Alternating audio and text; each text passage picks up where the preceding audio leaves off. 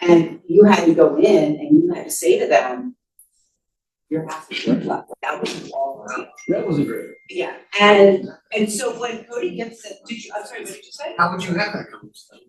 Well, thank you for asking. Walking, shaking your head. And you know what? That's happened recently, right? I've had a couple of agents call me and they even say, like, what happens? Does the mortgage company forgive it? I'm like, no, they bring a check to the table. And you don't pay them extra when it goes up. Oh, right. Why would they? Yeah. Right. So it was this horrible, situation.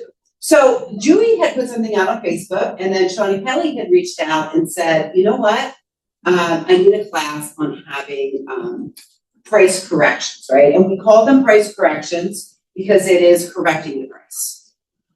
So what we want to hear really is a conversation on, how do you do this, right? How do you do it? How do you, and did anybody see my questions that I had? I'm ready to see any questions back. Yeah, I mean, and I don't want it to be filled up with, because I lost all my questions. These are the questions.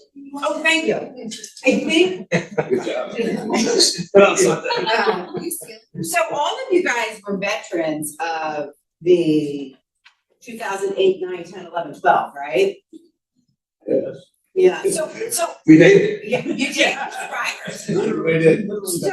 So what I think we're seeing now, right, is there's some markets where we're still getting ridiculous overpriced or over asking and multiple offers. Right? But are you guys experiencing homes where you have to have the price correction conversation? Yes, just had one, beautiful neighborhood in the Coatesville School District right near the lake and Hibernia Park. Listed at $675, that was more the seller's price than my price. So that's a good question to ask the other agent when a house has been sitting on the market for a week or two. Ask the listing agent, is that your price or the seller's price? It's a really clever way to find out whether the listing agent's on your side or not, or whether you're negotiating with the seller or the agent. Okay, so that's a question I learned earlier, if you asked that question. We sat around for a couple of weeks, my folks had some motivation in order to sell, to get rid of, because they bought something else. And I sat down and showed them the comps, said, here's what has sold in your township over the past, 15 days. That's called the absorption rate. That's something you'll need to study, is how fast the things disappear. How many months do you have of things? And I sat with them, I said, like, right now, I said, wouldn't you take $650 in a clean deal? And they were like, absolutely. I said, well, then if you were willing to do that for one, let's make it available to everyone. And then maybe it will go up. We listed at $650 and we got $650 in 3 days. So, but like, that's a script that is like, hey, if we're gonna offer it to one person, we would take it from one, like we'd be foolish not to offer it to everybody. And That's awesome. you pay me to put eyes on it, that will put the most eyes on this new. And I tell them, hey, this becomes a new listing now, a new price. It's a fresh listing, it's a new listing. And they asked me the question, which I wrote down was, are we desperate? Do we look desperate by dropping our price? Anybody ever sell or ask them that question? Yeah. Like, I said, no, you look out of touch if you don't touch the price. Like, which one do you want to be? Like, do you want to be the person that's playing offense or defense? Because right now we're on defense. We've been sitting 2 weeks. We got crickets on a really good house. And I prefer to play offense. Sure. If you're sitting around, you want the buyers to chase you, or do you want to chase them? Which one is better for a seller? It's better for the buyers to chase you. And if you can put yourself in position by pricing it properly, we can create some flurry. Doug, what about you? Are you in that situation right now? So we haven't really had to do any reductions on anything. Painted that. Corrections. Good job painting that whole house too. Thanks, Doug. Yeah, thank you. But we've seen less activity than on some listings than we would have thought that we would have seen. I think that the market is fragmented. So you have some sellers that still think, oh, I put it on and it's just gonna sell, right? And you have some buyer agents that have taken their buyers around and have lost out on deals because they're looking at things that are difficult, and then they come and they just blow the deal up, like they're way over asking for no reason. Like I just sold one in Westchester that like it was not like we didn't have any activity, and they came in like 7% over asking and all kind, it was crazy. And I'm like, you gotta sign this deal as fast as possible. Because I'm about to hit you up for a price reduction. And you're like, yeah, get it done, you know? Probably from a lack of communication with that agent, all they had to do is call you. Yeah. I'm like, well, That's what I see. well, so the agents, they call, right? Or they text, or, you know, the texting is the worst way to negotiate a deal. Just so you all know, it's just the absolute worst. I hate it. Because you can't convey enough through a text. You can't give enough information. But, you know, she called me, she's like, well, what's going on? I'm like, well, we have showings, we have activity. Which, It's true. I'm always gonna say that. I'm always gonna say that, because that's the truth. You know, but it didn't need to go crazy. We were at You can 6:50 look at plus. showing times and see 6:80. how much activity they That have. is so Yeah, easy you to do. Why are we do. not doing that? Depending on how they have it set up. Yeah, like we don't Yeah. allow ours for that It's- traffic. it's- We don't set that. It's allowing overlapping, I don't, correct me if I'm wrong, but you can't see any showings if it's allowing overlapping. Correct. If it doesn't allow overlapping, you can see them all. So just because you see nothing, it might be that they're allowing overlap. Interesting. And so that's an interesting thing, because when we see that they're not allowing overlapping and you can see there's no activity, it gives you a better opportunity to, I know you don't have any activity, like it's, you know. So if they're not allowing overlap. So if they don't allow overlapping, you see where it's blocked out, and you Yeah. can't schedule. If they allow overlapping. I like But you have to look in the future, you can't look at the past. Yeah. Why don't you You have have to overlap look in at showings? a week ahead. I don't know that. Somebody has a good reason, I'd just like to hear it. I love overlapping. I love them. I want buyers to show up and see that there's a swarm. Yeah. There's no good reason. Like, maybe someone has another reason, I'd love to hear it. I just saw them under the COVID rules. wanna have overlap. They gotta get Well, rid of you're what? If it's occupied, we don't wanna have overlap. If you're what, buyer? It's occupied? Yeah. Oh, I wouldn't. Oh, yeah. Absolutely. That's fine. Yeah. It's a good Absolutely. good I'm idea. gonna say, yeah, You need as I many mean, people in I there have as been you can in trying- one shot. I've been trying to convince my sellers to do overlapping. They won't even let me do it So- now. Their house is It's more a convenience to museum. them. If their house is a museum, So, they went through it forensically after the show. And the coffee was put down here, Yes, they had their shoes off, but not their Yes. shoes on. they're not allowed their bare feet.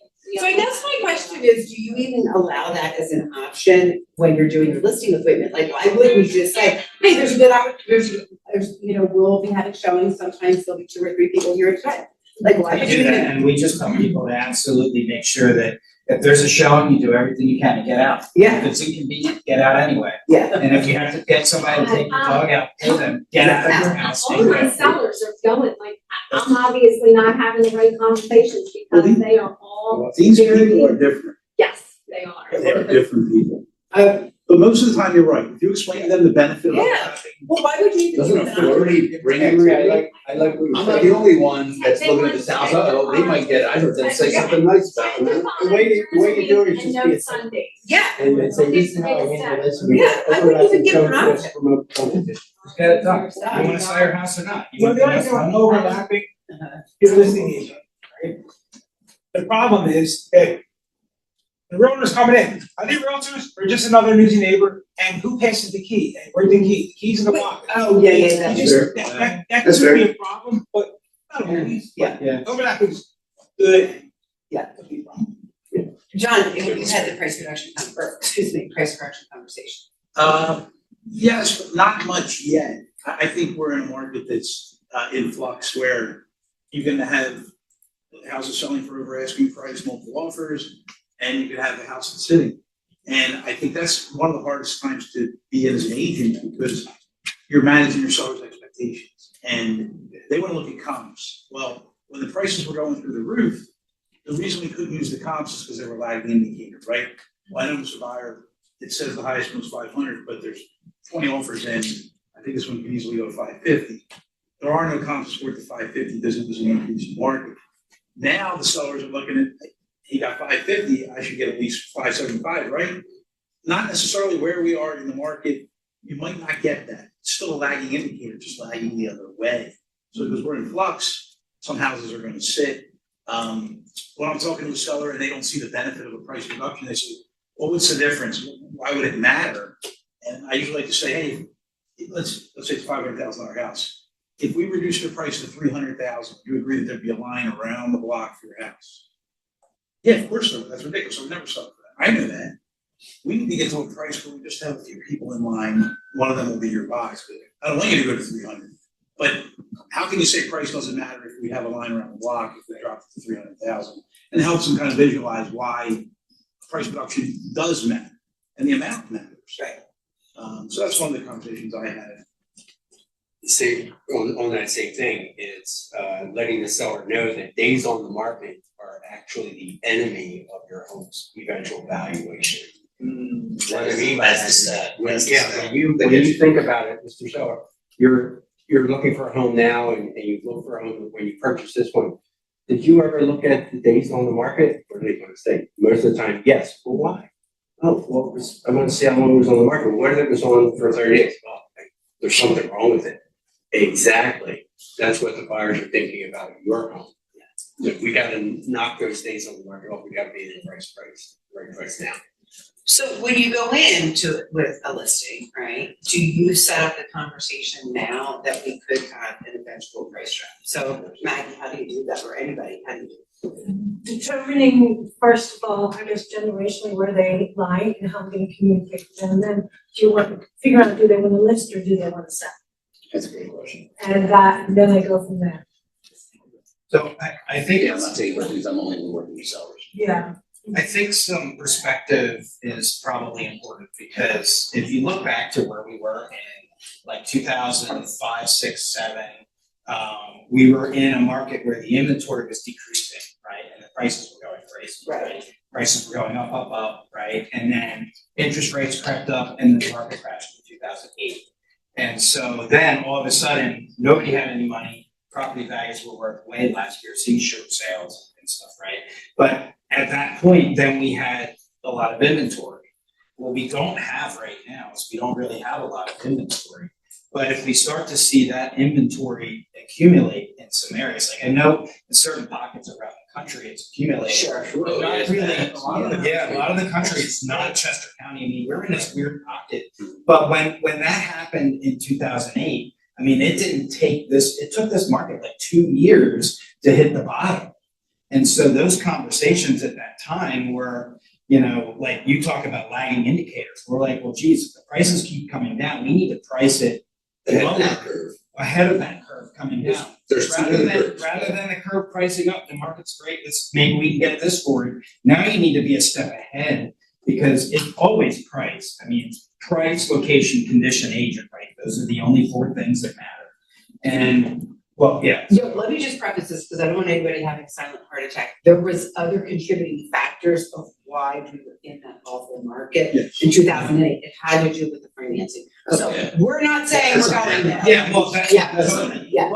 But in that declining market, we had to do different things than we're doing now. Right. Because, you know, but Chester County was a slow roll then too, where like I had places in Myrtle Beach and we're like 70% overnight versus Chester County was still fine. It just was a slow roll, but it also was a slow roll to recover too. If you look at like, you know, how long did it take Coatesville to come back after that? Where downtown and Westchester were going and Coatesville was still flat for 8 more years. Now it's great, yeah. So it's No, you're but it was an inventory thing. We still don't have inventory. Right. That's the even though we have higher rates, we don't have inventory. Like, I just was in a 20 offer buyer fiasco this weekend, you know, that we didn't get. I remember, I think it was 2018 at Bank Camp Foundry, where Gary said, you know, we're gonna have this massive shift. Right. And he was comparing it to, this was in like 18. I remember that. Yeah, we all left 8 or 9 years ago, we had no idea what we were about to see.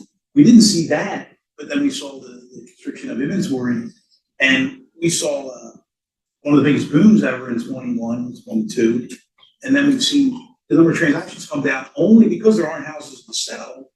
And now we're 2 years into it trying to get back even to a neutral market that we haven't been able to get back to yet. So it's been pretty Natasha's question. Yeah. Hi. So I have kind of on inventory, a situation that's like not on par with what you're saying. I have a listing that is in the Redmondsville area and there's like 4 other houses that are very similar as well, ranging from like 930 to 1.1. I'm definitely too high and I've been too high for 4 weeks and I've approached the seller several times about a price reduction. And he says when I go to talk to him about it, like these other houses that are lower down, you know, suggesting like a 50K price drop, they're still sitting there week after week. I'm checking in with those agents, they're also seeing no showings. So he's like, why would we drop when like nothing's happening there? I'm just having a hard time getting him to realize that we have no showings since week 1. So I'm like, this isn't working, but how do I make that work for him when he's seeing these other 4 houses doing the same thing? I would go back to the absorption rate and figure out how many homes in that price range, that's West Bradford, right? So go back to West Bradford, how many homes between 9 and 1-1 have sold in the past 90 days? And if it's 1 or 2, use the other inventory as a tactic to say, well, are we gonna be the next one in the next 90 days? There's only one of us that's gonna, of the 4 of us. So we have to position ourselves the best out of the 4 to make sure we are the first off. Yeah. And you can only control price and condition, you know, those are the things you can control. Right. You're a great realtor, like, so you are. Be bringing him back to his motivation, what's his motivation to sell? That's You another you know that, you've got to really hone in on that. And what is it? Does he have enough motivation? Is there paying out? I wonder what is, if you really have. And the price of market shifts. Like in 08, there were so many houses on the market. And the people that were motivated, like, when can we know about price reduction? When, you didn't have to have a conversation with them. They're calling you. They're asking you if it's okay to do another one. Yeah, they want So the truly motivated sell even in those markets, but you know, as it shifts, a lot of houses can sit. So he may be motivated enough and not understand the benefit Right. or why the price matters. But Matt's point's a great one. If only one's gonna sell in the next 3 months, what do we need to do to make sure we're the one? Yeah. If he's sufficiently motivated, if he can take it or leave it, he's probably not gonna be willing to do what it takes to do that. Right, I feel like what Matt said, like, if you want to list or sell, like, is super important. I think we're on we just want to list. We want to list. Yeah. Well, and it's also likely that in that price range, right, if you got a 0.5% rate decrease, Right, you'd probably sell, right, right? But that isn't helping him sell his house today, and who knows if that's gonna happen, exactly. right? But Well, and you think, you know, they said the Fed are gonna raise the rate how many times? So you could use that information to say, well, they haven't done it yet. You think this is nothing, you might really get nothing when they raise it if it goes up a quarter point. Yeah. I don't know, just talking out loud. So I know we have a situation with one of our agents who had an appraisal done. And the appraisal has come in at a certain number, and we're already probably $75,000 under the appraisal price. 90, thank you. And, you know, and so that's a difficult conversation, right? So, you know, yeah, I got this appraisal, it says it's, you know, worth X. How do you counteract that? Was it a refinance appraisal or a home equity line appraisal? what price No, point? it was a court ordered appraisal, 980. So it's not tied to a financial institution. Those are different. I see differences in different appraisals. A HELOC appraisal is different than a divorce separation appraisal, which is different than one that's tied to a bank. I think that the appraiser, they do have parameters they need to stick with to keep their license in place, but I think if a bank was tied to it, especially with a qualified borrower, they may be more interested in making it appraisal. But now they have this data and they see it. Yeah. The market speaks louder than appraisal. Yeah. The market value or appraised value, right? Totally. You just bought one of my listings that probably more appraised at what you're paying for. Why? Oh, you're gonna meet them, that's definitely gonna make it happen? Awesome. I'll send you all my appraisals. I didn't know that there was a secret.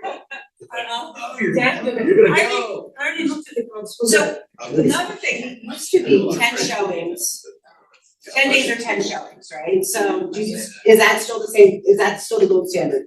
10 day, so it would be 10 days on the market or 10 showings, there's a price reduction. That's what we talking about. So do you have, so let's talk about that at the listing agreement. So, you know, John, what do you say at the listing consultation? It's a fine line because you're trying to win this listing. Right.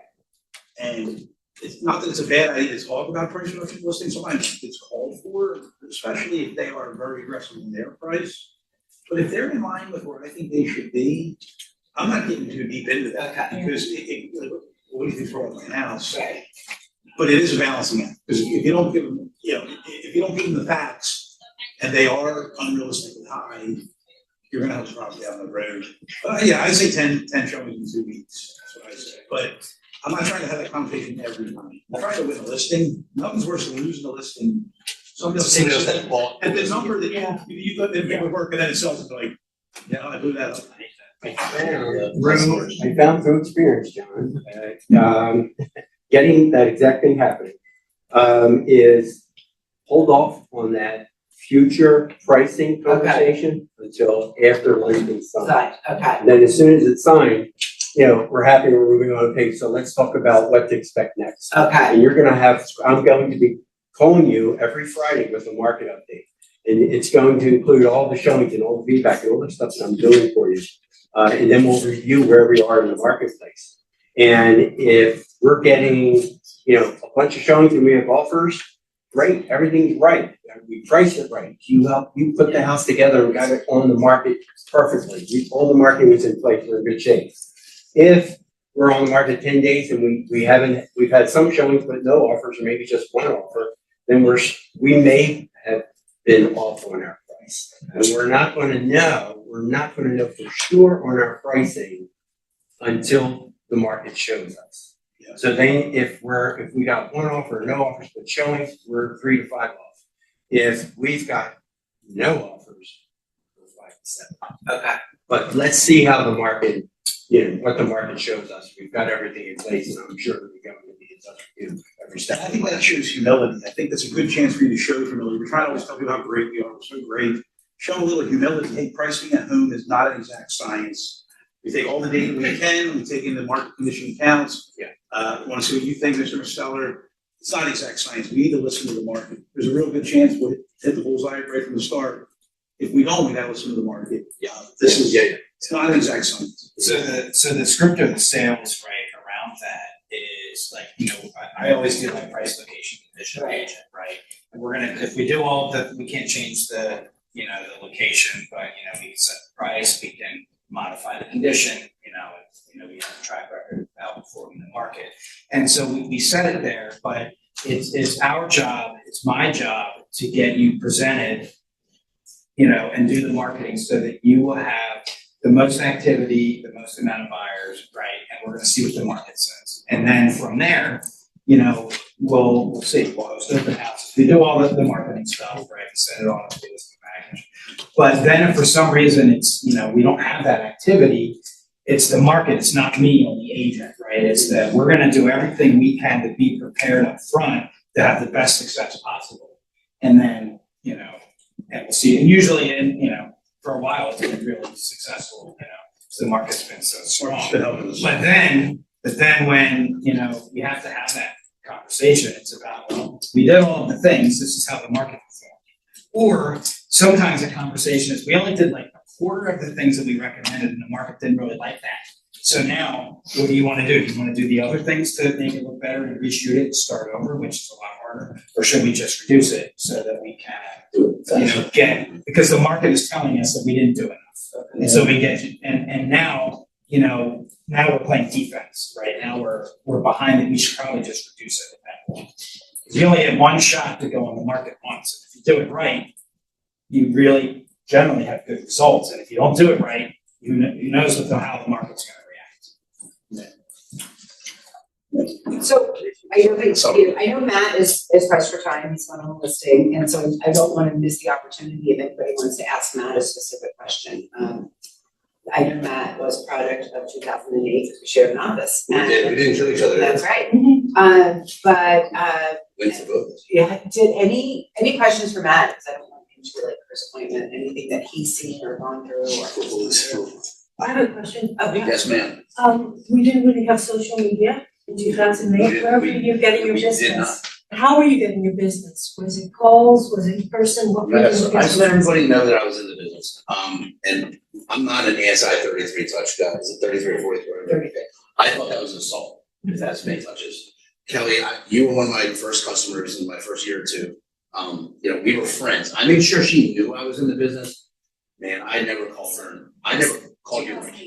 It wasn't me. And you sold my house. Yeah. We got my existing house and it was less than the girl paid for it, so. That's right. that market was- It was that market, and yeah, you've done pretty well in your house, and it's such a beautiful place. Yeah, so I would say I just let everybody know that I was in the business, and that I was conducting business. Even when I wasn't, I would send it I would borrow one of Cindy Bickerman's listings and say, can I send it just sold postcard to my database? Why would she say no?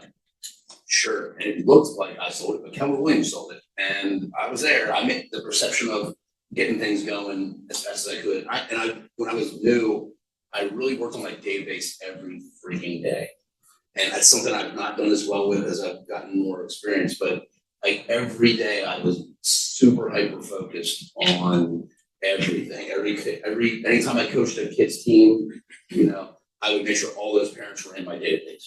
And I would really make sure that I connected with each person. So it was smaller, it was more intimate. That's kind of how I got And started. connections by phone and in person, Oh, yeah. not online. No, I sent a lot of direct mail, I sent like recipe cards, and someone was like, Matt, that ain't you, dog. Like, okay, then I started sending Eagle schedules, and everyone's like, oh, that is you. I was like, yeah, recipe card, yeah. Daylight savings is coming, guys. Get ready for your, I was like, I'm not cooking, I'm not checking my clock for daylight savings. I said, just pick something that's authentic to you, and then meet because those are the people you want to do business with anyway. And right now I do it playing golf.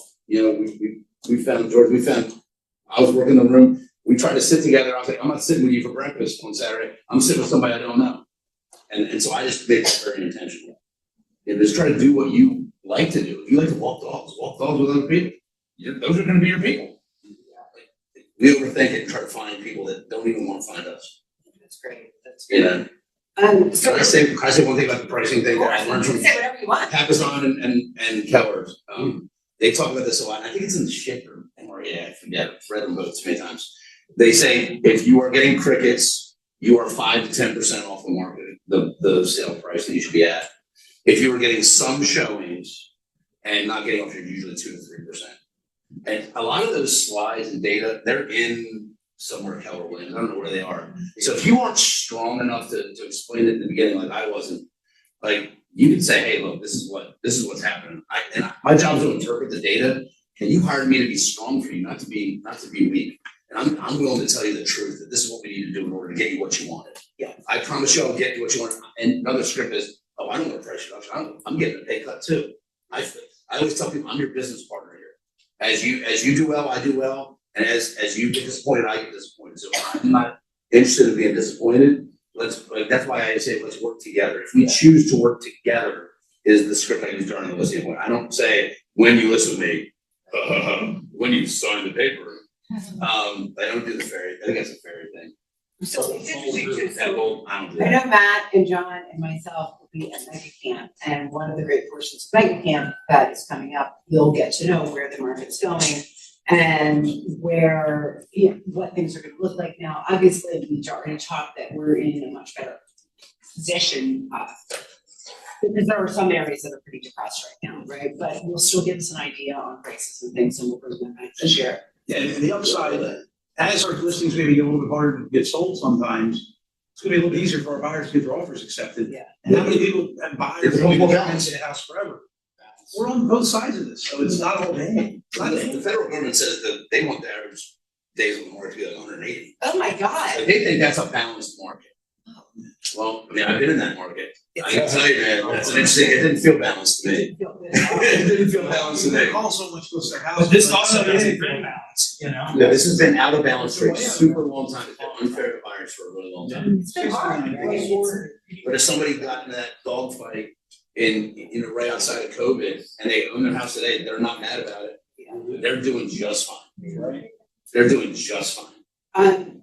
Matt, have you ever not been able to get a price reduction? Yeah. And what happened?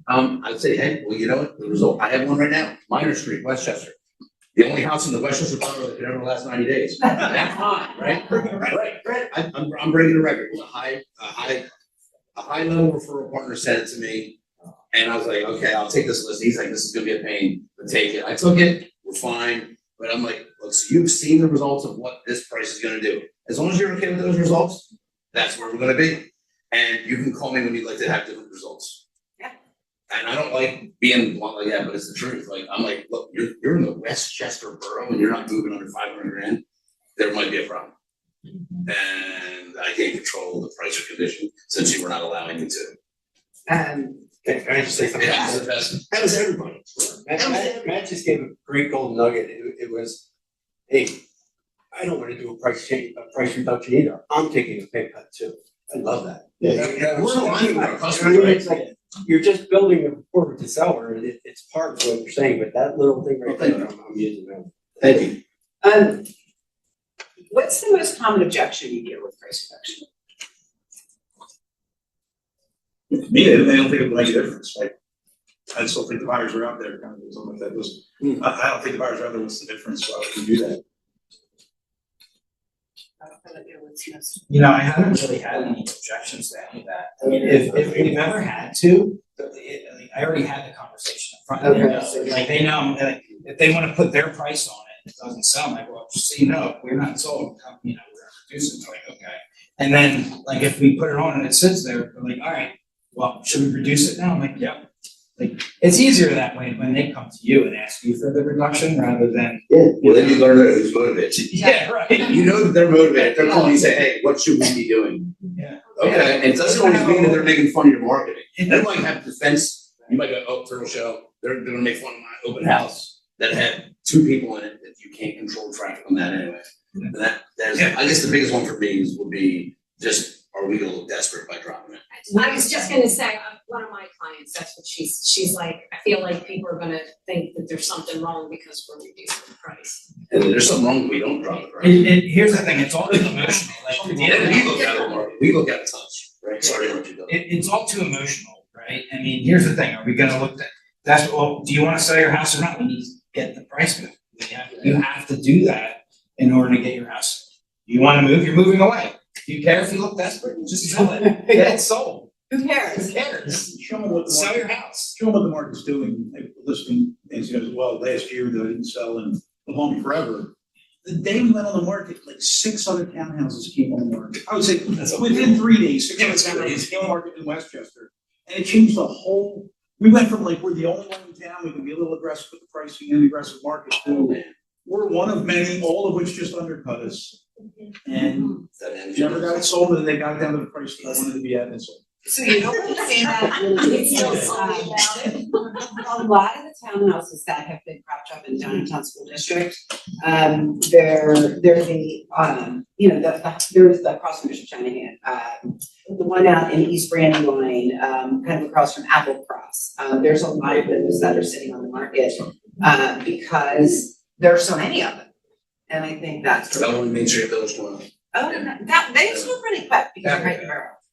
But it's a good point. So if you have 14 townhouses for sale in downtown, and you have 7 singles between whatever, 5 and 8, it's gonna be easier to sell that single than that townhouse. The market isn't just downtown's doing well, so we can put a townhouse up at any price we want, because downtown's doing well. Well, 4 2.5s in downtown are doing unbelievable, but when you have 14 townhouses up against each other, they're unbelievable. Well, Same market. It's inventory rising, that's really it. So those neighborhoods are pretty new also, like Yeah. less than 3 years, let's say, right? And you never were able to like buy new construction and then sell it the next year for like a net zero or something. Like, you just were never able to do that until the market just went crazy. Right. So, and it's possible that those people probably overpaid a little bit for those townhouses. And Yeah, and sure. they have some, Leveraged or yeah, and they're over leveraged or whatever, because they could get in, because the builders were letting them finance, because they had inventory, whereas the rest of the market didn't have inventory. So it's very likely they overpaid for what that is, because I mean, they're all the same, Yeah, almost, they- I mean, there's so many of them. It's crazy. One. Question for you guys, what about those sellers that have a house that needs to work, rehab? And they are in the, trying to decide, should I sell my house as it is? Or should I, finish or build something else or build an extra room and try to get a better price? How do you get those type of conversations with your sellers to prepare them for what is showing in the market? If you wanna push the price to the highest on the market, you gotta look like the highest on the market. If it's easier for you not to do that, we just have to price it properly.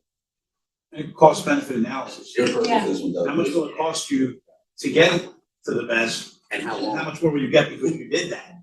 And if it's anywhere near break even, there's no way. Yeah, why waste your time and your money? Because especially if the rates are gonna go up. Like, it's even, that's a bad idea. So a lot of Time times, to cost some money and a lot of times doing a full renovation for the average person, if their house is okay and livable, doesn't make sense to sell. If you buy it on the market and that's a full renovation, that's when you do it, but most of the time, at least in my experience, if it's good and you're trying to take it from good to great, it's gonna cost $100,000 to do that, probably not gonna get $100,000 more to do it. Yeah. And you can do that in house, surely.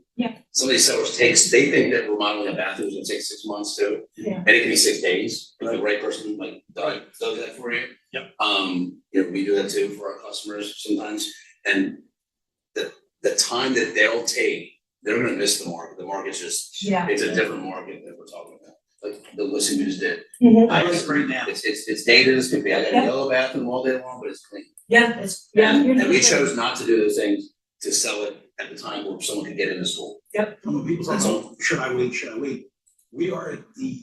We're 6 or 7 years into the seller's market. Like, how long can this go on? Yeah. So there's no reason that we try to time anything. It's going away from you if you wait as a seller. So is Not that, quickly, but it's is going. that, is, how do you say that to a seller? I tell Just them, like that? just like that, when we started in 19, it's 26.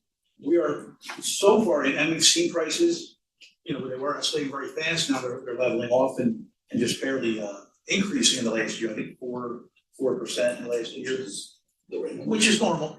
But that runaway is over for now. We don't know when the next run is gonna be. Now, they're seasonal, but overall, the trend, it's not in your favor to wait 6 months or so. I've seen with buyers, especially in this Chester County, and I've had to educate them, if it's still, and you can tell your sellers this, if it's still on the market, I'm like, this is a great one, we can negotiate price and Yeah. inspections, let's go see it, and I'm like, no, there's something wrong with that. Nobody If it's else wants available, it. yeah, it's a little And I'm like, overpriced. yeah, If it's so, available, let's go fix that. and I'm like, oh, I'm so tired, and that's what I tell my sellers. Buyers are so used to it flying off the market that if it's sitting, they're scared, they're not gonna make the offer, so pricing is so important. Yeah, they want 500 for it. Would it be worth 480 to you? And 15 Let's days make in, it try. Yeah. It's kind of funny, like, when you say that, they're like, well, nobody else wanted it, why So why would I? Yeah. Yeah, but they're making that decision in 2 weeks. Right. Like, it's not like it's going for 300 days. Yeah. No, especially in the summer, seasonality is back more than it has been in a long time. True. So, I used to be so dead in June and July, the first day of school, I'm out of here with my kids, I'm going on vacation, I'm out. I'm not the only one. You get on that 35 pass, you're not sitting on it like you used to sit on it, because people aren't here. Yeah. And so, when there's less people, like, it does matter, I think the seasonality is a portion to consider, more so than we had to deal with in a while. What do you do when somebody says, well, my neighbor who has a very similar model sold for more? When was that? When? 9 months ago. Well, I'm sorry that they're only gonna go back 6 months, haven't Yeah. Okay. Yeah. Unless they can't find comps, then they'll, but yeah. We gotta do a deep dive on that house. Yeah. Yeah. Marijuana. Yeah. Oh, yeah, Some let's look at it together. Let's look at it together. I pull it up on my iPad and I go through the pictures. Are you this kitchen? Are you this bathroom? Is everything the same? Are they a little better or what? Yeah, And one thing unfortunately, is- photos are good, everybody pretty much is using professional photographers now, so. So, Might be better than it, might not be as good as it looks. or an iPhone at least is better than they used to be, but you can do that exact comparison. I think, if I could answer, Juan's question a little bit differently. So I think there are different levels of, I need to do this or I need to do that to my house, right? So you mentioned like, should I put an addition or this or that? And agents ask me all the time, should I finish my basement because I'll get more money?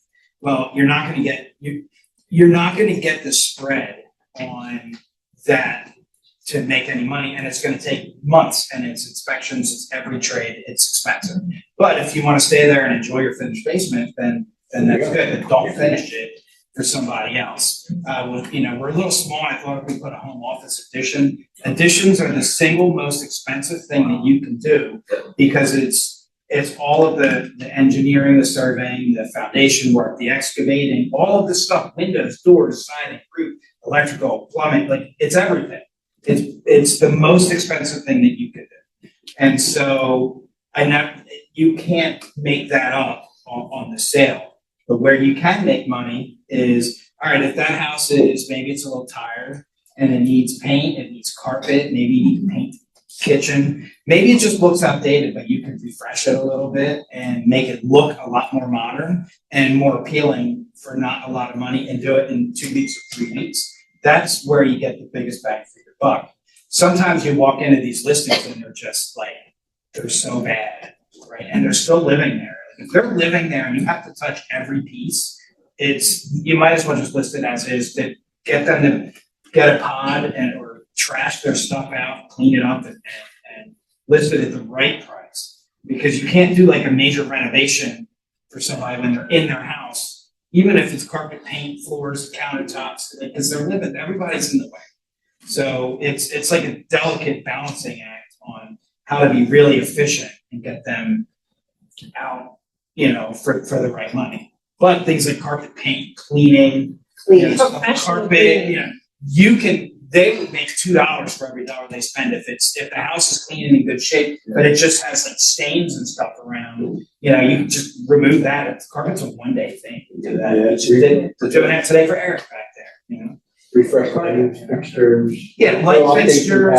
Well, yeah, and so. Love y'all. Thank you. Clean the windows. But yeah, clean the windows, Dave Batty, call Dave Batty for window cleaning, because his company's awesome. But, bathrooms, you can swap out a vanity mirror and a light, it's not a big deal, and it makes a big difference. Sometimes it's a vanity, mirror light, and like some flooring. What's that, $2.5 maybe? It could be 2 to 4, depends on how many double Great stains, turn, great double turn. mirrors, but like, we have stuff, we just do that every day. It's great. What questions do we have? Yeah. If the time is an enemy of these things, so what is the better strategy? To cut to the maximum bottom, or like cut this 2-3% every single day if it's not selling your transaction? Always push for 5%. You might get it. That'll make it go quicker. 5 is great. Yeah, you're never gonna get 5%. The question is, if you then doesn't look like really desperate, if you go like very large. Well, and if there's, it depends how far off on the prices, as best you can tell. Like for me, I talk about $10,000 and $25,000 reductions. I know it's not as aggressive as it's to be, but it might call for something bigger. Well, if it's $1 million house, what's 25 grand? It's nothing. Yeah. Yeah. And I see don't have a all problem. business right now. Yeah. Pretty high listings there. The average sales of $1 million on it. Yeah. Well, I would go for the bid, if you can get them to go, listen, this, be on it, go for as low as you can get. Because you could then actually spur a bidding war. Yeah. If you do that, so be aggressive on price. We hope you're only going to do this one. Yeah, if you go chop, it's just, you look like, Get your break points. you don't wanna sell, you just wanna listen, play games. Yeah. Well, you have to monitor the market. So when you're doing your presentation, 2 to 3 active listings, maybe 2 pendings, 2 to 3 closed. Don't have too much information for them. And if we're in a fluctuating market like we are with these townhouses in Downey County, as an example, focus more on what's currently on the market, not what sold 6 months ago. Because that is now, yes, way long history. Things have changed. The market is fluctuating in this particular segment. We need to price ahead of the curve. If we're pricing at where the house was sold before, we're gonna chase the market and we're gonna get less than you could have if you started out right. We'll end up paying here, and then here. The other thing that we look at is, we look at like breakpoints for pricing. So if you have like a $700,000 listing and it's not selling, like there really isn't any, like, maybe the market for that house is like the $600,000 buyer that can afford up to $650,000. So their search is like a little bit higher. And maybe we missed that mark. So if we can get to that $650,000 break point, you're going to be exposed to a whole different buyer group. Because you go online now to Zillow or all these other companies, right? And it's got, you do the scroll and, looking up the $650,000. That might be your buyer. We might have just missed it by trying to go an extra 7% high or whatever. And if we get it to $650,000, maybe you'll get $675,000. But if we go to $685,000, you're completely invisible because you're missing the segment of the market that is right for your buyer. And you compare to more expensive homes. And you're comparing, because the problem is that you're competing against the 750 to 800 buyer, and they don't really want this at 700 because they're buying more. You know, you need to get to that lower buyer that's willing to spend more. Yeah. That is really helpful to get that price down. Yeah. Because they know they're looking for houses and doing exactly the same thing. What other questions do we have? Jonah? So, a couple of things, so next week, right, we have the office meeting, right? As an ending part of the office meeting, we want us to have out, we're gonna do more of a deep dive into looking at absorption rate, looking at, so that we can explain. I think the most important thing is knowing the stats and knowing the market and finding out what numbers you should know to be able to share with your sellers, right? Because if you don't know the numbers, you know, everybody wants odds, whether or, you know, if you're sick, right? You want numbers. Everything is in math, right? So we're gonna take a deeper dive. And then the following week, we're gonna be doing a CMA class with Eric Devanjo and Brian Gardner. So we're gonna be doing more deep diving because it seems as if this topic that we have right now is an interest and concern to just about everyone. I guess the question, have you ever had a price reduction that resulted in a bidding war that then ended up going higher than? Yeah. Absolutely. Yeah, it happens. Very nice. Doesn't make any sense, but it happens. Yeah, it sure does. Because the house is then seen as a value. Well, so the buyers now, they won't even go and look at something if they think they're gonna get into a bidding war. They just wanna be able to buy it. They want it to be so simple and buyers don't understand. So I was at an open house this 2 weekends ago. I went to see a lot of open houses and I saw this really young couple. We were in a house in Downingtown.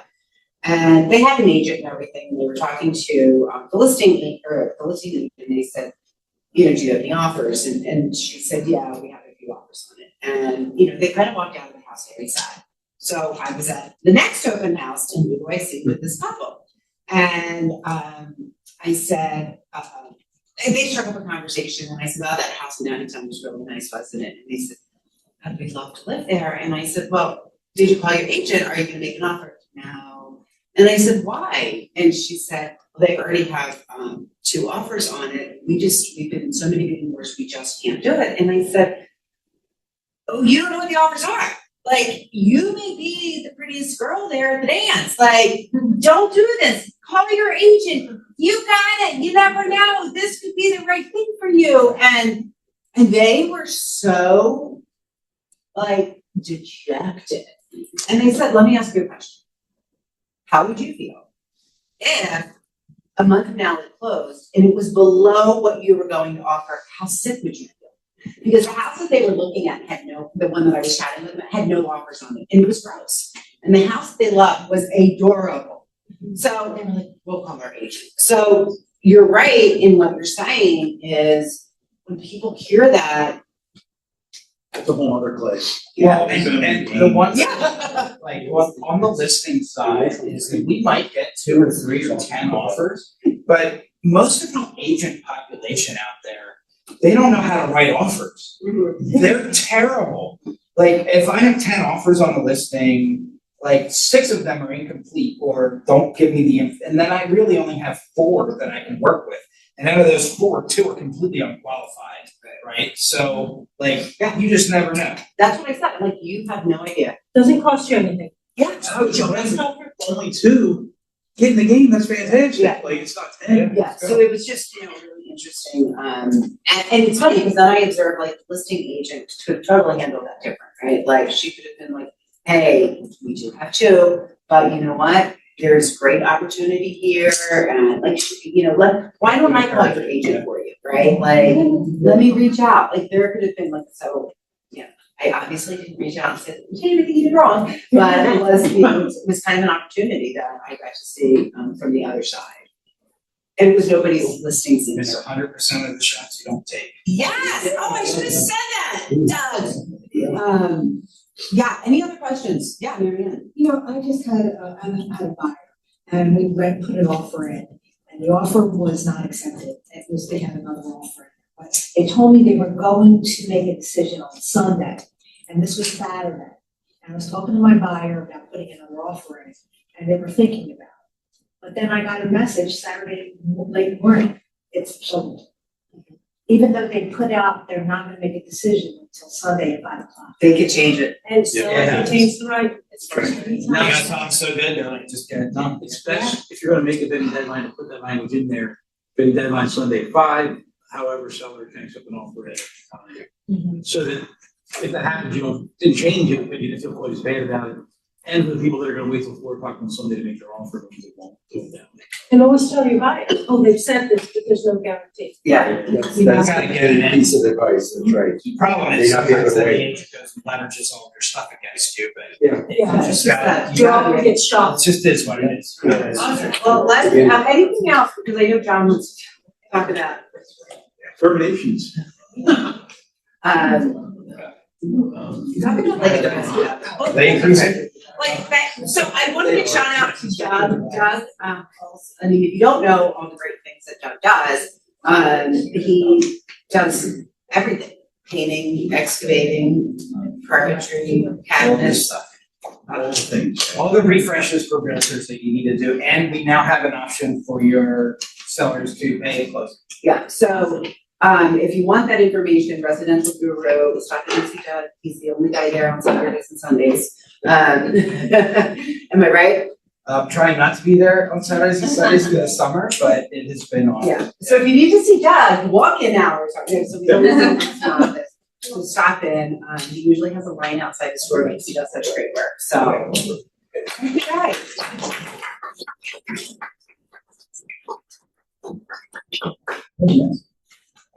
All right, Yeah, we got a couple minutes, but just terminations. I'm sorry, we went over that. Sorry, that's fine. You just have to make sure that, a couple things about terminations. You have to make sure that, obviously, they're signed properly.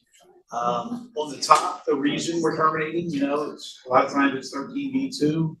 But make sure that it's, reflects accurately why you're terminating. Signature at the top, the terminating party. It's unilateral, only one person terminates. There's no seller has to accept the termination. And then the bottom, obviously, who the money's going to, and both parties sign there. The one thing that I've been seeing over and over again is buyer side's terminating because the buyer can't get the mortgage. So we can't do that. We can continue to get, or try to get the mortgage right through including the settlement.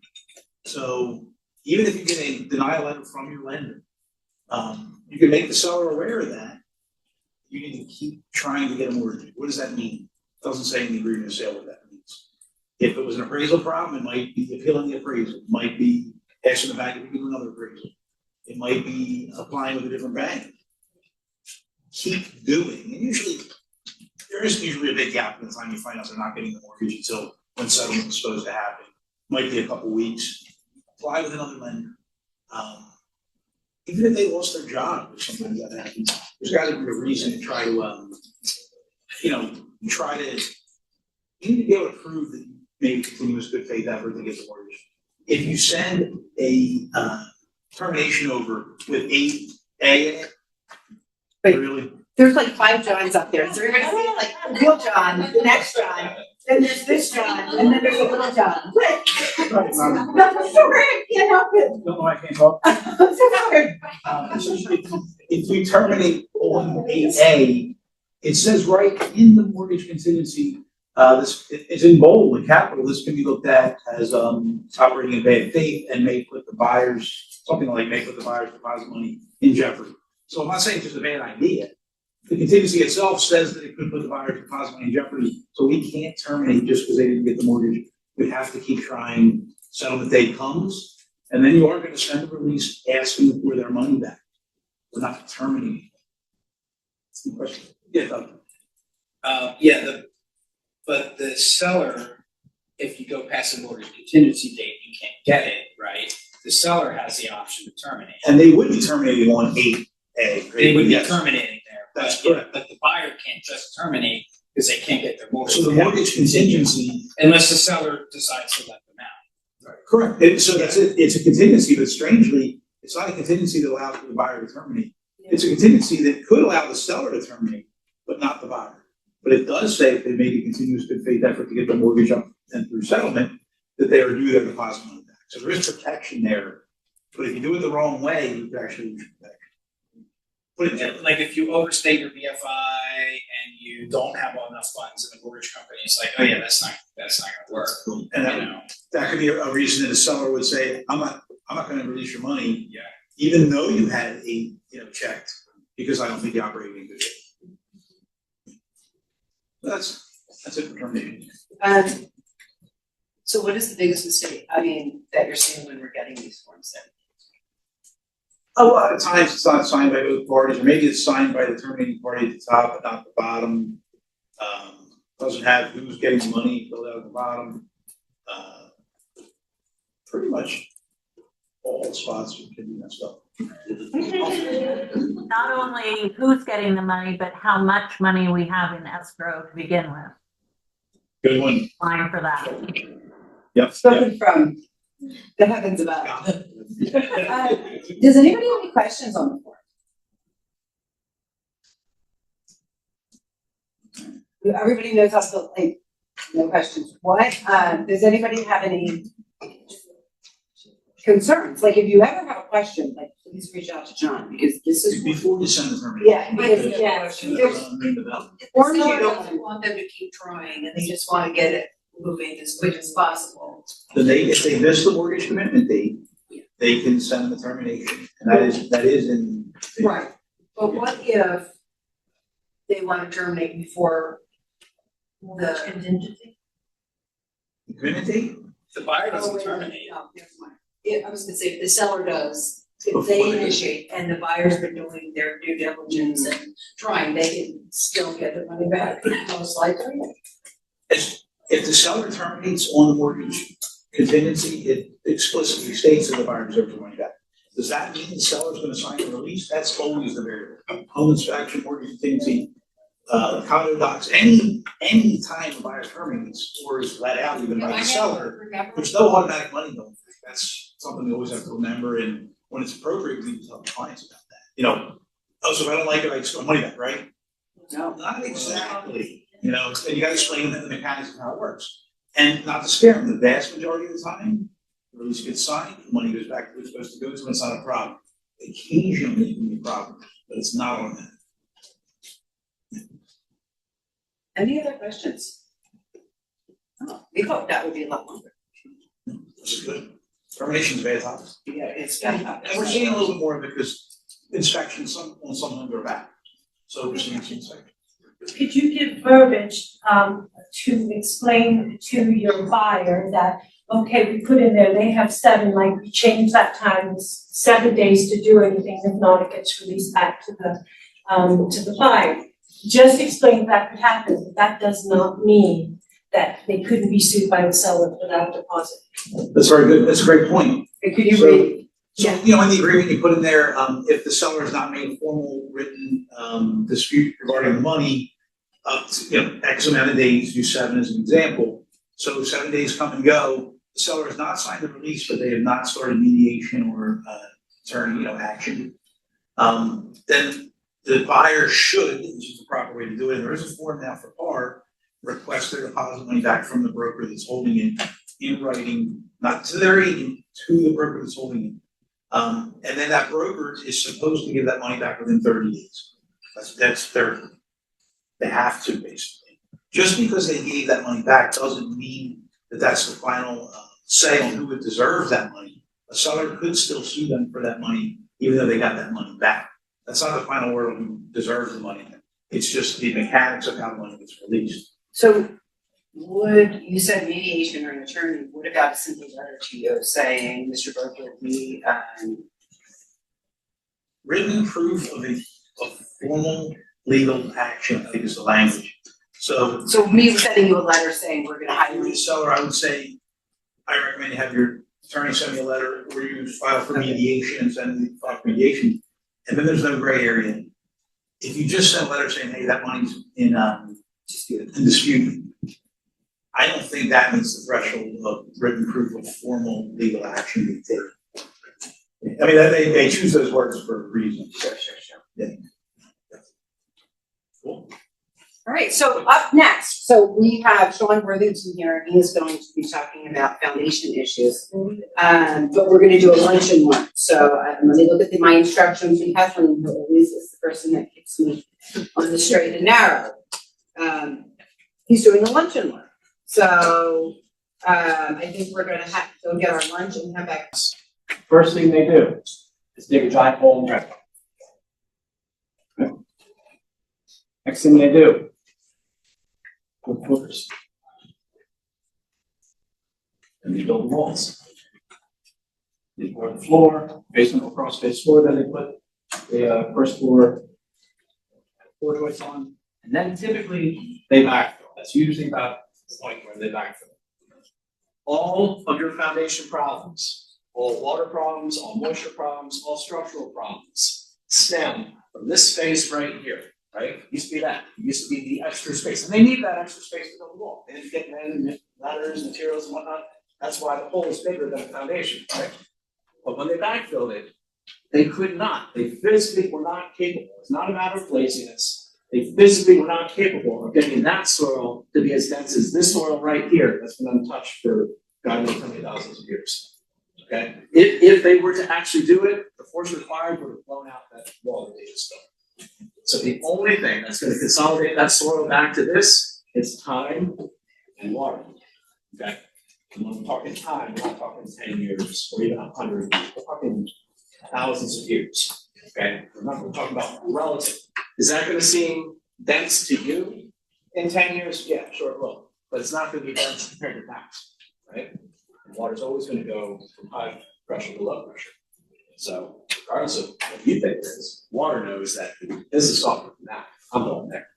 Okay? That is the underlying issue. Everything I'm talking about today. And of course, they build the rest of the house. Average size roof, 1 inch of rain, collects about 1,000 gallons of water. That were in a big bucket, it'd be about 5 feet by 5 feet. Okay? Not a small amount of water. Of course, all that water is concentrated into your downspouts. So you get a heavy rain, you have a lot of water coming out of those downspouts. If they're not extending, guess where they're going? Into that soil. In that empty space that is less dense than the soil beyond it. That gray area, we call that the clay bowl. Your basement, your crawl space sits in a clay bowl. Clay bowl? Clay bowl. Clay bowl. Is there a bowl? Right. Okay. 1,000 gallons sounds like a lot. 1 acre of land, that same 1 inch of rain is collecting about 28,000 gallons of water. That's roughly 2 in-ground swimming pools, like normal residential size swimming pools. Okay, so imagine taking those, flipping them over on your property, and see what happens. Okay? If that were in a bucket, it'd be about 15 by 15 by 15. So 1 inch of water create a lot of problems.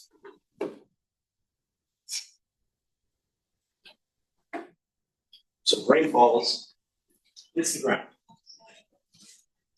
Stay there, right? 28,000 gallons, that would add up really quick. So where does it go? Some of it's going to shoot off, run down the hill. But typically, only about a third of that water that you see running down the hill is the one that, the other 2/3 either into the ground or evaporated. Okay? Once it gets into the ground, what's it doing? Migrating down. Soil scientists use these fancy terms to make themselves sound smart, right? These are horizon. Horizon just means layer, right? It's layers of dirt. And if you're a true soil scientist or you know one, I'm taking a much, much more complicated situation. I'm trying to just sort of simplify it for people like me, okay? So basically we break it down to horizon A, horizon B, and horizon C. Horizon A is like your soft organic material. It's grass, it's dead leaves, it's just sand, silt, and clay, combination thereof, right? Water to get through that relatively easy. But what happens over time is the heavier components from horizon A get pulled down and create a denser horizon B. So usually it's going to be the clay and the rocks. And then even furthermore, the rocks that get pulled down create horizon C. Okay? This is relevant. The deeper you go, the more dense it gets. The water stops doing this and starts doing that. Okay? It's going to move sideways at a 10-to-1 ratio, typically at that barrier between horizon A and horizon B. Let's put all this together. We got 28,000 gallons of water getting into the ground It's moving down through horizon A, getting to that barrier between horizon A and horizon B, starting to move sideways in a 10-to-1 ratio, and you've got your basement or crawl space sitting in this clay bowl surrounded by relatively loose soil. That is a magnet for all this water that's trapped. It's no one, I mean, my family's been doing this for 65 years and we're not the only ones. There's a reason for it, right? It's just the physics of putting structure in the ground. Nobody's done anything wrong. And there's no real way to avoid what we talked about so far. Everybody with me? It all makes sense so far? Any questions?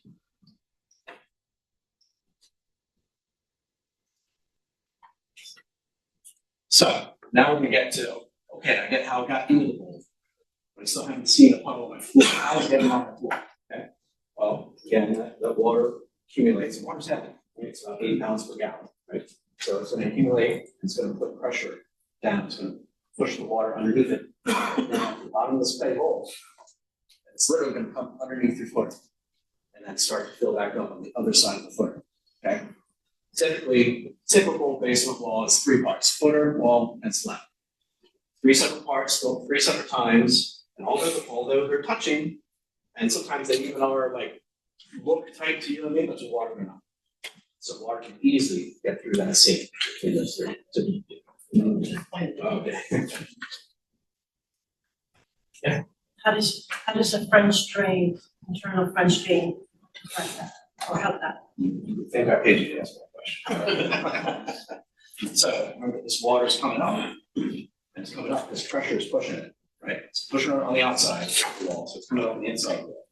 French drain gives that water somewhere to go, right? So in essence, we're creating a weakness under the floor when we install interior French drain. We're just traveling, we're channeling that water to the sump pump. Pumps it out and moves away. So in a nutshell, that's how it works. So here's the other issue.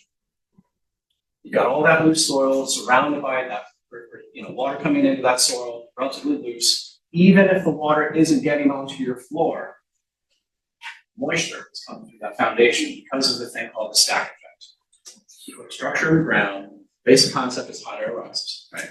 The air on your upper floor is typically warmer than the air in your foundation, right? We know that because in the wintertime, we turn on the heater. We don't just turn it on once in the morning and it has to be warm all day. We have to keep heating it throughout the day. Why? Because that heat is going up through the roof.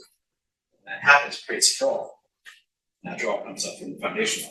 When you're standing in your kitchen, typically, half the air you're breathing came from your basement or your crawl space. Okay?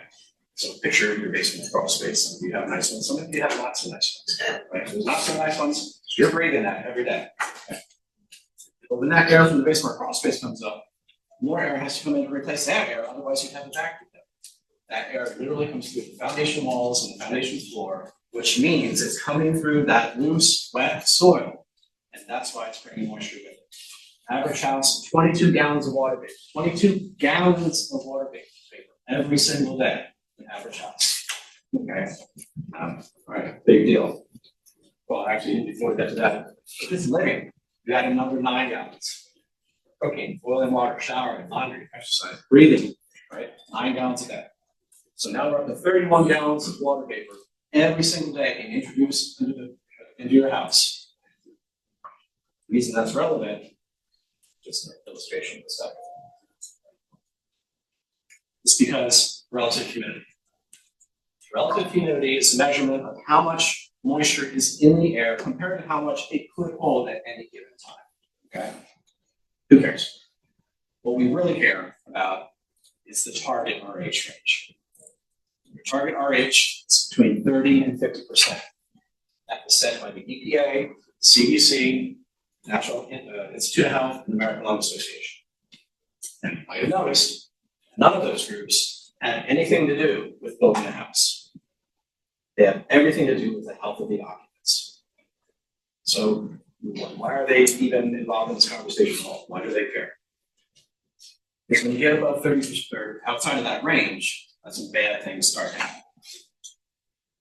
Many of these as realtors, you guys are painfully aware of because you deal with them on a regular basis. Mold, rust, insect activity. Go down to the basement, see a bunch of spider webs. Spider webs are there for the insects. The insects are there for the moisture, right?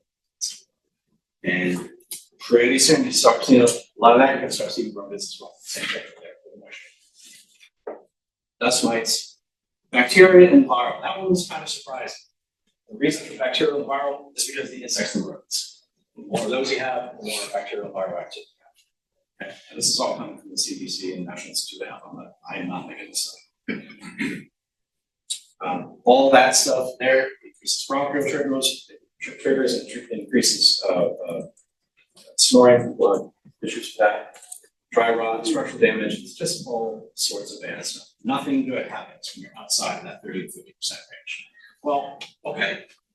If I'm bringing in 31 gallons of water vapor every single day into my living environment, how on earth am I going to stay in that 30 to 50% range if I'm not actively taking steps to manage? Well, the answer is your problem. I will be outside that range unless you do the things that I would recommend. Okay, so we pretty much already just recapped what's all this recap. I'm not going to get into solutions yet. We're still talking about problems. So we've got all this water. We understand how it fits in. We understand how the moisture fits in. We understand the stack effect. I still don't understand how water leads to a structural problem. Okay?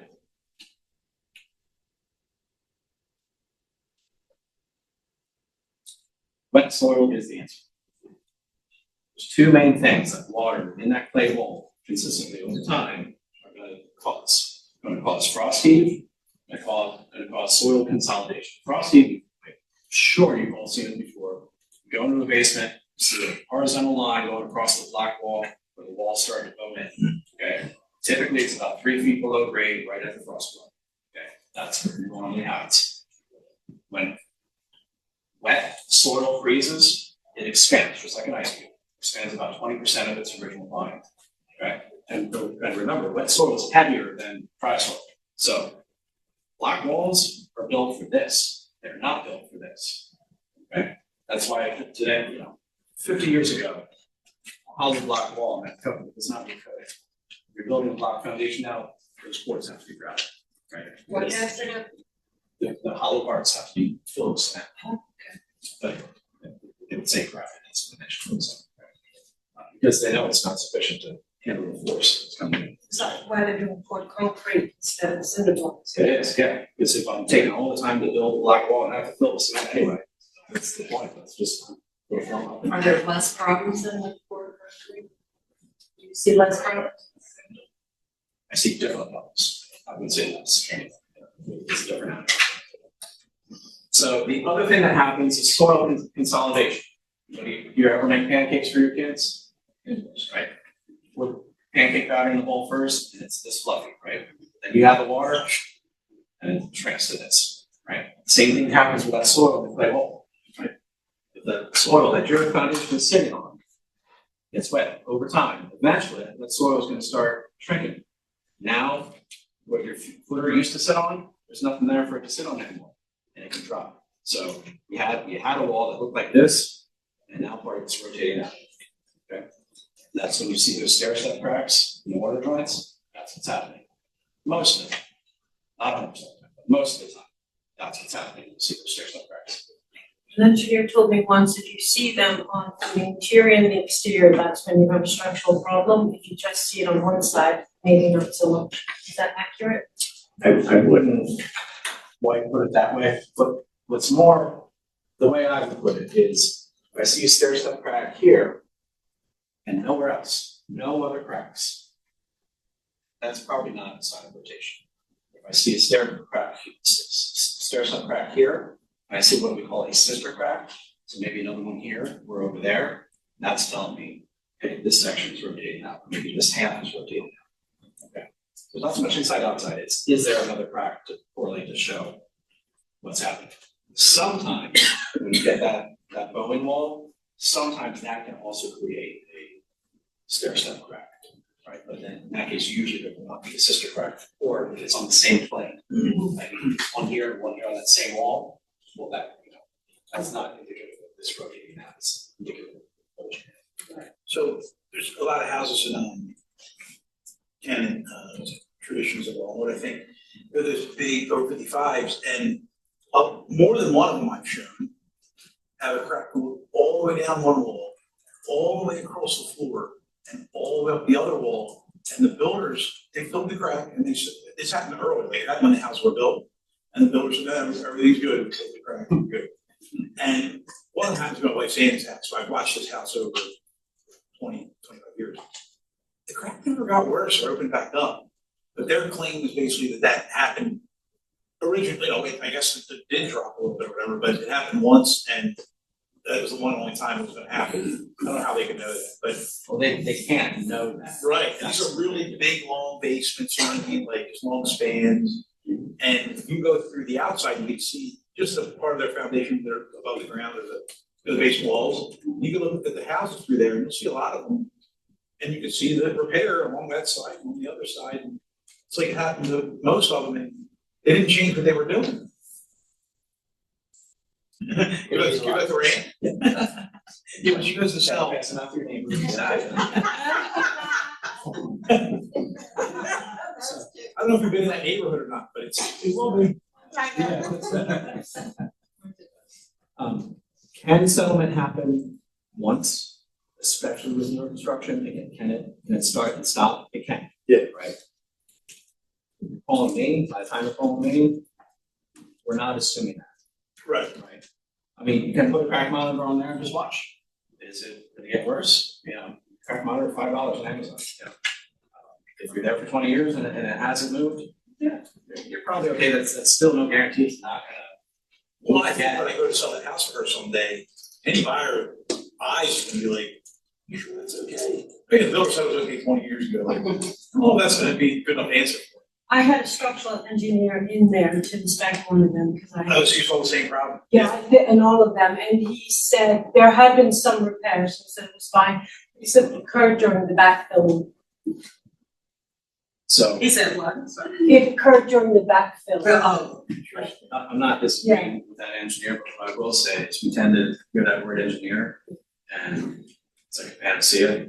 Like, you all know good contractors and bad contractors. Yes. You all know good realtors and bad realtors. And guess what? There are good engineers and there are bad engineers too, right? But we tend to forget that. And they're making a determination, every time I have an engineer out, they're making a determination of one snapshot in time, something happened. How many years or decades ago, they may very well be right, but it's not gospel just because they said it, because they haven't been there staring at that thing for the last 20 years. Typically, if you talk to 3 engineers, they'll just 5 things. So, it's right. It's just like any. Some with rebar and pressurized cement. Okay, so frosting, we already talked about the wall bowing, soil consolidation, there's those stair step cracks that you see, showing the signs rotating out. These are the signs that we see that water is on the outside of that wall. Water is present, it's causing issues. This is the most common one you're gonna see, is that white chalky stuff, it's called calcification or efflorescence, okay? Nothing but water and moisture is causing this. Mold. No water, no mold. Well, no moisture. Right? So if you have mold, by definition, you know you have moisture and you know you're above that target range, that 30 to 50%. Stains on the wall is pretty common. This one less known. Now you're upstairs, you're seeing cracks in the drywall coming off doorways or windows, from ceilings. Now, not every single crack means that, hey, your foundation's rotated out, right? But it's a sign, and you start looking at this in conjunction with other things. And how many of those cracks are there, right? Is it just one? Okay, that could just be something that, that happens. Do you have 5 of them in one room? All right, that's something a little more serious to take a look at, right? Spider, we already talked about the spider webs, the insects, the rodents. All right, so what do we do about all this? Step 1 is drain the mold. Get as much water out of that clay bowl as possible, because that is the underlying issue that's causing all these problems, right? Absolutely, hands down, no question about it. The best way to do it is to drain it from the outside. The exterior footer drain. Stop the water before it has the opportunity to get inside the perimeter of the foundation. Okay? To the front, this should be really expensive. Unknown color. Excavating, especially in the basement. Okay? Excavating all the way down to the footer, 8 feet deep. And the deeper you go, the wider you have to go for trench safety so it doesn't collapse and kill the workers. I mean, it's a big project. Is there a sump pump component to that repair? Normally, unless you happen to live on a really big hill. Okay, but Yeah, it's done outside instead of inside. It's done outside. Now, by code, every house, at least probably start with 30, 40, I don't know, 50, I don't know exactly when they had it, but most houses have exterior footer drains. The problem is most of them don't go anywhere, because the code doesn't stipulate that it needs to go anywhere, right? They just had to put a drain around because that's what they were told to do. Well, good, what's the point of that, right? Nothing. So if we're coming in and doing it, yes, that water has to go somewhere. And if you don't have enough slope on your property for us to come out to daylight and do the gravity drain, then yes, we're gonna do an exterior or something. And it's not that uncommon. I mean, the uncommon part about it is most people aren't willing to pay for that kind of project, because it is big. Average size house, you're looking at $100,000 plus easily. And that does not account for collateral damage, which there will be, but sidewalks, decks, garages, what things in the way that have to be put back afterwards. Okay, and that's why barely anybody gets it. So if we can't do it from the outside, our next option is to do it from the inside, and that's where an interior French drain comes into play. Okay, so basically,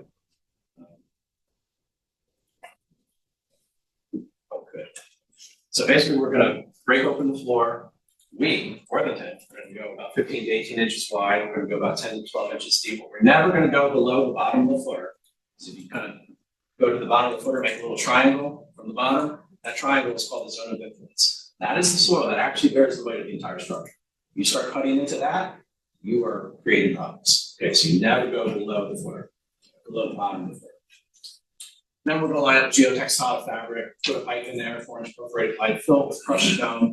Crushed stone is 40% empty space. The majority of the water is traveling through the stone. It doesn't even touch the pipe unless you're getting a very high volume event like a hurricane or a massive storm. Why do we care about that? There are 3 main types of drains in our industry. There is what we call, and ignore these names, but there's a top of footer drain, where it literally sits on top of the footer. Doesn't even touch the soil. There's a kind of next to the footer drain. There's only one company in our industry that does that. So we'll go in a minute. And then there's a really next to the footer drain. Now, without describing anything else, what I can tell you is this is 6 times bigger than that in terms of volume. I told you 1,000 gallons of water is coming out of your downspouts and 28,000 gallons of water. 2 swimming pools are coming through the ground towards that clay bowl surrounding your house. Which one of these do you want to trust to protect your basement? To make it drink. Right.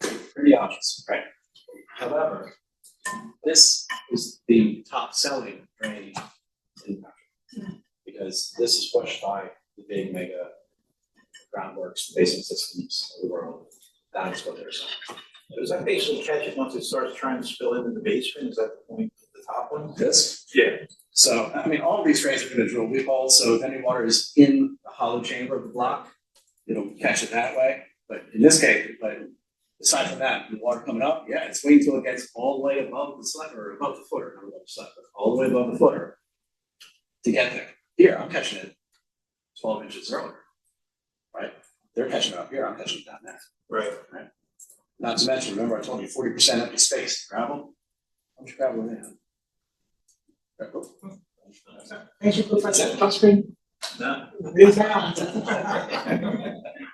have a question. There's always one in the crowd. I hope I'm not that. I hope I'm not that person. So, how about a split level that has a monolithic slab? Do you recommend cutting into that, or you stay away from it? We don't stay away from it. We do it on a regular basis, but there is a special way you have to treat it. Okay. So we wouldn't do it exactly like this. Back up. This is the way most block foundations are built: footer, wall, floor.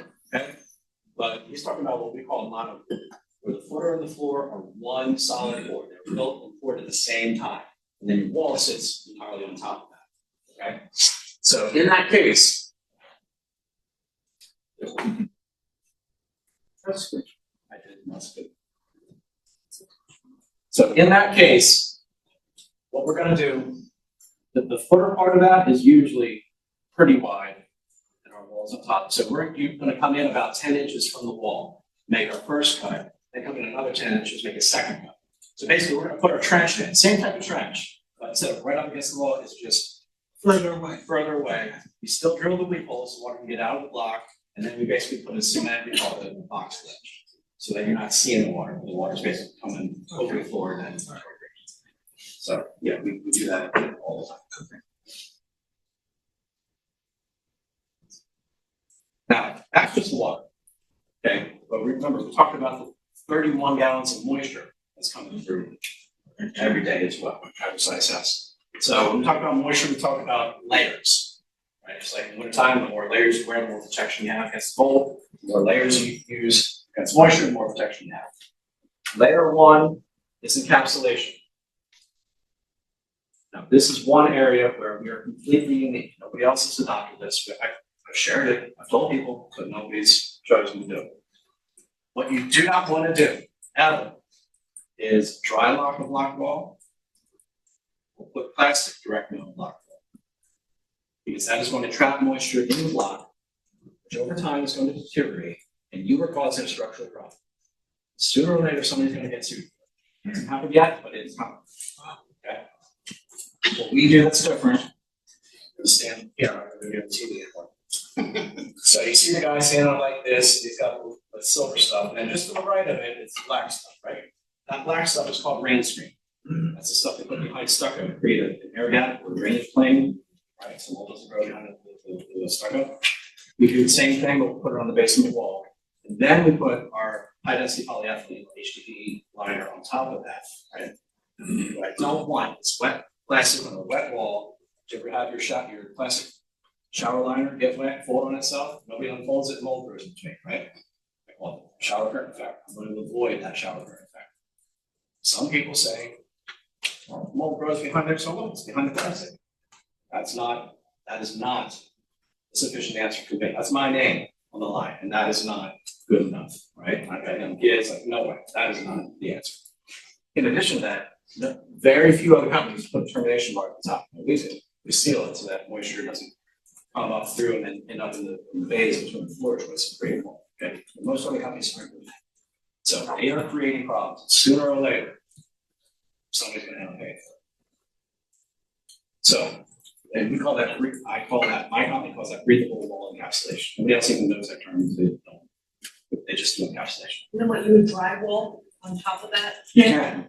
I mean, we don't. That would be stuff too. Yeah. I mean, it's not horrible looking. I mean, nobody's going to mistake it for a finished basement. Yeah. But it's a lot better looking than the wall with all the wet chalky stuff and all the stains on it. Would you do that like when it's 200 years old, so I have stone? We would do a little bit different. We would do what's called hardening for that, where basically it's a cement. But we would also, where we're different, is we put almost that same plastic behind the margin to prevent water going coming through, and then we put cement over top. Then the final product is going to look similar to what you see in other companies do, but the result is going to be different. Yeah. Step 2, dehumidification. I don't really need to explain to be a dehumidifier, except you want an industrial grade dehumidifier. 2 reasons. One, there's about 200 brands that are on recall, like from the big box stores, Lowe's, Home Depot, because they're all catching fire. There's some common, especially all got from China, and they're all using the same thing, it's catching fire. That's issue 1, but that's even the lesser of the 2 issues. The real issue is the size. These are a lot bigger. The reason that's relevant is the coils are larger and have more space. Half the time, those big box, when you get to the big box, half the time they're running the defrost mode. You don't know, you can't tell the difference. It sounds the same to you, but they're actually running defrost mode. If they're in defrost mode, guess what they're not doing? They're not dehumidifying. Okay. So when you see on the box it says, whatever, 80 pints per day, that's in laboratory conditions, which is 80 degrees and 80% relative humidity. Well, guess what? Your basement is never 80 degrees and 80% humidity. With humidity, never has been, never will be, right? So you're not getting 80 pints per day out of those units.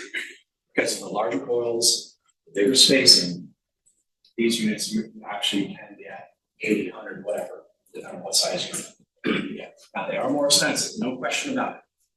And quite often I'll actually tell my customer, look, this is a good thing for you to have. Go buy somewhere else. You'll save some money because they're so expensive. I can't really mark it up and make any more money, right? But it is a superior solution. I want you to have it because that's the best way to have the healthiest environment, right? And my 2 brand, really my number 1 brand recommendation is April Air. Santa Fe is number 2. Ironically, they are both now owned by the same company. So, but I would still lean towards Eagle Merit. This is the one that most people don't know about. Ventilation. So we talked about the stack effect, how hot air rises, and how you're breathing in your basement, in your kitchen, came from basement crawl space, right? What this does is it reverses that stack effect. It pulls the air back down to foundation level, and then pumps it out, kind of like through a driveway. Right? Average size house is going to get 6 to 7 complete air exchanges every single day. And a lot of people hear that and say, that sounds like snake oil. You know what? I thought the same thing. I know the owner of this company. I've known him for years. Also on the board of the Basement Head Association, and I thought he was just folding. I thought he just made some magic thing that he just wanted to sell and didn't really care if it actually worked. But then my second child was born, and we brought him home from the hospital, which was in the middle of summer. My oldest child, who's 2 years older, came down with a runny nose and a fever. And my wife is Asian, which means there's always like 15 people in the house. 5 people in the house. Runny nose, fever, look at me. Just knowing what I knew, learning what I had learned. I'm gonna check it out, see if there's any mold in the crawl space. Get down there, sure, mold everywhere. Oh, holy cow. So I called the mold guy. I'm sorry, I can't get out there for the week because it's July 4th weekend. There's no way on earth I'm letting my newborn son sit in a moldy house for a week. That's not happening, right? I had an easy breathe sitting in the shed. Figure it out. Maybe one day I'll give it a try. But at this point, I had nothing to lose. So I installed it, and no joke, the next day, everybody in the house was symptom free. That's the day I became a believer. I will never live in a house without these ever again. These things work. Okay.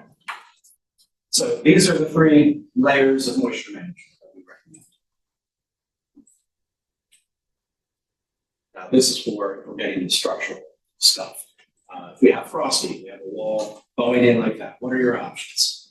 The most commonly prescribed, especially by engineers, is rod and grout. That's where we kind of break a hole in the cinder block, and facing the cinder block, we jam some rebar in there, tap it in the footer, tap the sill plate, fill it with grout, seal it back up. Nothing wrong with that. Average cost is about $1,500 per line. Typically, it's prescribed about a line every 4 feet. There are variations, but that's just rough. Option 2, which does pretty much the same thing, is carbon fiber strips. Okay. You can see just throw them on the outside, you epoxy into the wall. That carbon fiber is 10 times stronger than the original wall itself is. So as long as it's being done right, the devil is in the details, make sure it's being done right. Carbon fiber has to be intentional. Okay. It's all about transferring the load. So this pressure is pushing, making the same. You want to take that pressure and move it towards the other walls. Okay, and that's essentially what carbon fiber does. Average cost about $1,000 a strap. The more straps you have, that cost comes down. Right. But that's a general rule of thumb. Do you do that, or do you do the rod and grout more often? Oh, we do the carbon fiber way more often. It's less labor. Well, it is less labor. It's which is why it's less cost. The times when we would use rod and grout are if you have a significant portion of the wall that's above grade. So now the engineer isn't just worried about that, but he's worried about moving in both directions above grade. That would be a good time. And I'm not talking about 8 or 10 inches. I'm talking 4 or 5 feet above grade. Now you've got significant. Because again, if you're not in tension, the carbon fiber's not doing anything, you've got that much wall with a slow push on it. Kind of hard to stay in tension.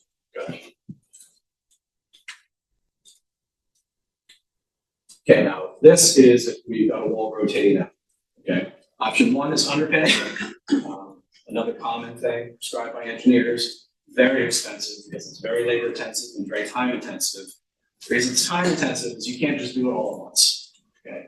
The engineer is going to say, okay, here's a 30-foot wall. I'm going to divide it into 3-foot sections, A, B, C, A, B, C, A, B, C. Do all the A's first, let it drop. Come back, do all the B's, let it drop. Come back again, do all the C's, let it drop. That is a logistical nightmare, right? And it becomes very, very expensive. It's all doable, but it's very expensive. Okay? Or we can do hydraulic push piers. Hydraulic push piers, there's no ABC, there's no coming back, there's no grading, just do them one right after the other. Push pier is basically where we take a roughly 3-inch steel tube and we just jam it into the ground using a hydraulic press. We keep pushing, pushing, pushing, so we can't push anymore. And we've got pressure monitors that tell us when we hit that bar. And then we put this bracket on top of that hole. And now the footer sits on that bracket rather than on the soil. We've transferred the load off the soil onto the steel tubes.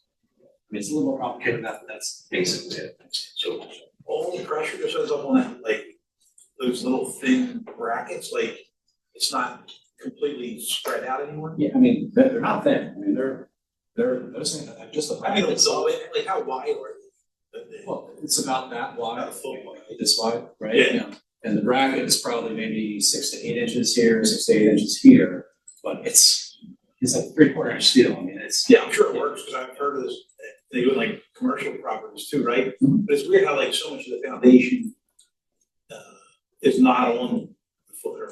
So much of it's not supported by anything. So the reason for that is even with carbon fiber or rod and grout, like, okay, why every 4 feet? Why not the whole thing, right? Right. It's because anytime there's pressure creates sort of a cone of force, right? That kind of radiates out from the center. Same thing happens with this. So one pier is actually supporting not just what's directly over it, but there's a. Gotcha. That's how you determine the distance. Right. I get it. Well, I mean, that's how somebody far smarter than me. The engineers do the math to figure that out. Right. General rule of thumb for a pier, every 6 to 7 feet. Okay. Yeah.